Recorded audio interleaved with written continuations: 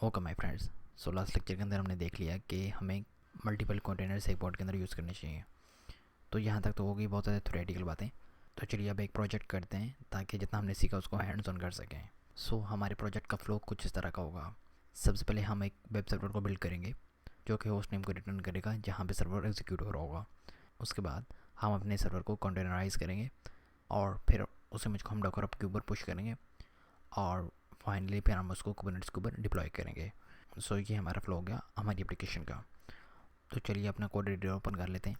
तो मैं यहाँ पे वी एस कोड का यूज़ कर रहा हूँ, आप मर्जी कोई से भी अपना एडिटर यूज़ कर सकते हैं। तो सबसे पहले हमने अपने वेबसाइट को क्रिएट करना है, तो उसके लिए मैं एक फ़ाइल बना लेता हूँ। मैं इसको बोलता हूँ app.js और यहाँ पे हम अपना सारा कोड करेंगे। Oh typo, it should be dot. Okay,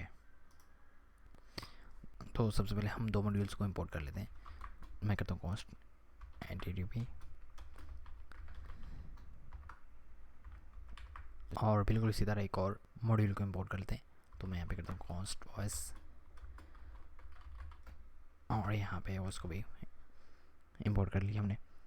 तो यहाँ पे एक मैसेज को प्रिंट करवा लेते हैं अपने कंसोल के ऊपर।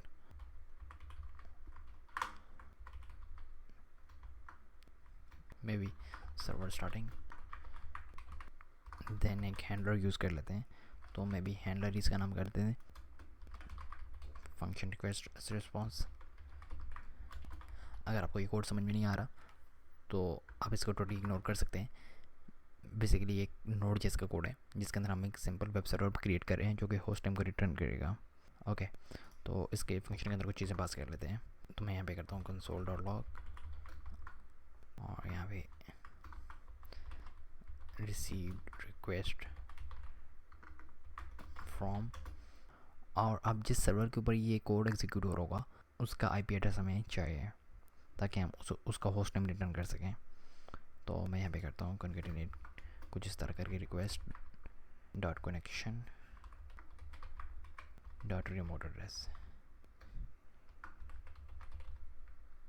तो जब सर्वर के ऊपर कोई रिक्वेस्ट आएगी तो इन रिटर्न सर्वर भी कोई ना कोई रिस्पॉन्स करेगा।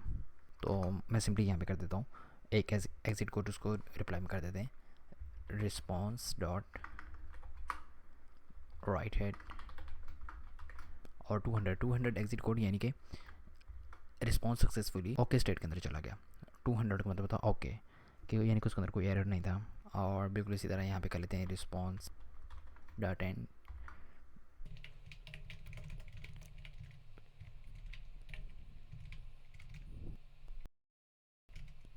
फाइनली हम यहाँ पे सर्वर क्रिएट कर लेते हैं। ओके, यहाँ पे एरर दे रहे हैं तो यहाँ पे कुछ तरह। ओके, यहाँ पे फंक्शन स्पेलिंग भी हमने टाइप ऑफ मिस्टेक की हुई। Okay, knots working right. तो यहाँ पे हम एक नवा HTTP सर्वर क्रिएट करते हैं ताकि हम फंक्शन यूज़ करके रिक्वेस्ट को हैंडल कर सकें। तो मैं भी इसको नाम दे देता हूँ www और यहाँ पे करते हैं HTTP जो मॉड्यूल इंपोर्ट किया था। तो उसके लिए हम कर लेते हैं यहाँ पे एक फंक्शन होता है क्रिएट सर्वर। मैं हिट एंटर करता हूँ तो ओके कर दिया इसने। और यहाँ पे हम अपने हैंडलर को यूज़ कर लेते हैं।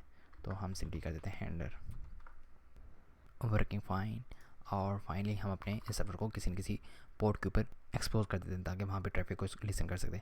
तो मैं करता हूँ www.listen और पोर्ट में भी मैं यूज़ कर लेता हूँ 3000 और कंट्रोल एस कर लिया। So that's it. तो ये हमारा बेसिक एक वेब सर्वर है जो कि बेसिकली अगर मैं आपको थोड़ा सा ओवरव्यू दे दूँ इस कोड का, वो कह रहा है कि हमने दो मॉड्यूल्स को इंपोर्ट किया, HTTP यानी कि सिंपल वेब सर्वर क्रिएट करने के लिए और OS मॉड्यूल ताकि हम सिस्टम रिलेटेड इन्फॉर्मेशन को गेट कर सकें क्योंकि हमें होस्ट नेम चाहिए होगा बाद में। थर्ड लाइन के अंदर हमने सिंपल एक मैसेज प्रिंट करवा लिया जो हमारे टर्मिनल के ऊपर शो होगा, यानी कि सर्वर स्टार्टिंग या कुछ भी आप प्रोवाइड कर सकते हैं यहाँ पे। और फिर नीचे एक हैंडल यूज़ किया है। हैंडल यानी कि बेसिकली एक फंक्शन जो कि इनकमिंग रिक्वेस्ट को हैंडल करेगा। जब भी सर्वर के ऊपर कोई रिक्वेस्ट आएगी तो उसको हैंडल करेगा। तो यहाँ पे मैंने कर लिया request dot connection dot remote address, यानी कि वो लॉग कर लेगा IP एड्रेस को जो उसको रिक्वेस्ट कर रहा है। इस केस के अंदर सिर्फ हमारा अपना ही लोकल होस्ट का IP एड्रेस होगा क्योंकि हमारे ही मशीन के ऊपर ये सर्वर स्टार्ट हो रहा होगा। और रिस्पॉन्स के अंदर हमने भेज दिया 200 एग्जिट कोड। 200 एग्जिट कोड का मतलब ओके, जो HTTP रिस्पॉन्स जाएगा वो 200 एग्जिट कोड के साथ जाएगा। और फाइनली जो क्लाइंट यानी कि हमें जहाँ पे ये हमारा कोड एग्जीक्यूट हो रहा होगा उसके ऊपर जो हमें रिस्पॉन्स वेब ब्राउज़र के ऊपर नज़र आएगा वो आएगा यू हैव हिट और हमारा होस्ट नेम, यानी कि जो हमारी मशीन का होस्ट नेम होगा वो हमें नज़र आ जाएगा। और नीचे हमने सिंपली वेब सर्वर क्रिएट करके हैंडलर को यूज़ कर लिया और यहाँ पे अपने एप्लीकेशन को एक्सपोज कर दिया 3000 पोर्ट के ऊपर, यानी कि जो हमारी ये वाली एप्लीकेशन है वेब सर्वर है ये 3000 पोर्ट के ऊपर रन हो रही होगी। That's it. I hope so आपको समझ में आ गई होगी। अगर नहीं भी आई तो आप टोटली इग्नोर कर सकते हैं। तो अब हम अपनी इस एप्लीकेशन को एग्जीक्यूट करते हैं। तो हम अपने टर्मिनल के अंदर चलते हैं और यहाँ पे मैं करता हूँ नोड app.js। आप सिंपली इस तरह भी एग्जीक्यूट कर सकते हैं, अदरवाइज़ आप यहाँ से भी इसको एग्जीक्यूट कर सकते हैं। ओके, गिवन है, here it is.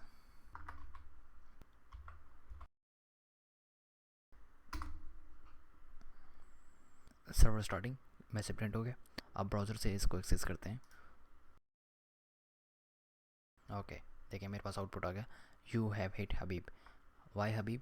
Because this is my host name. आप जब भी इसको एग्जीक्यूट करेंगे तो आपको यहाँ पे अपनी होस्ट मशीन का नाम आएगा, क्योंकि सर्वर आपकी मशीन पे एग्जीक्यूट हो रहा है। जो जिस मशीन के ऊपर हमारा सर्वर एग्जीक्यूट हो रहा होगा उस मशीन का होस्ट नेम आपको यहाँ पे शो हो जाएगा। ओके, और यहाँ पे टर्मिनल के ऊपर मेरे पास रिसीव्ड रिक्वेस्ट फ्रॉम 1 आ गया।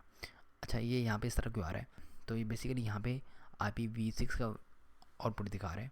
अगर आप IPv4 के अंदर देखना चाह रहे हैं तो आपने यहाँ पे लोकल होस्ट की जगह 127.0.0.1 अगर करेंगे तो यहाँ पे IPv4 का दिखा देगा। वही वाली चीज़ आ गई, लेकिन यहाँ पे अब मेरे पास टर्मिनल के ऊपर कुछ और आएगा। ये देखें, तो ये आ गया। और ये दो क्यों आ रहे हैं? तो एक्चुअली ये यहाँ पे 5 आइकन को साथ में प्रिंट आउट करवा रहा है। तो आप यहाँ पे एक कंडीशन लगा भी सकते हैं जिससे वो उसको इग्नोर करेगा, लेकिन अदरवाइज़ इसका कोई मसला नहीं है। ओके, मैं यहाँ पे इसको स्टॉप कर लेता हूँ। So that's all for now. I hope so आपको इसका कोड समझ में आ गया होगा। So let's take a quick pause and will continue in the next video.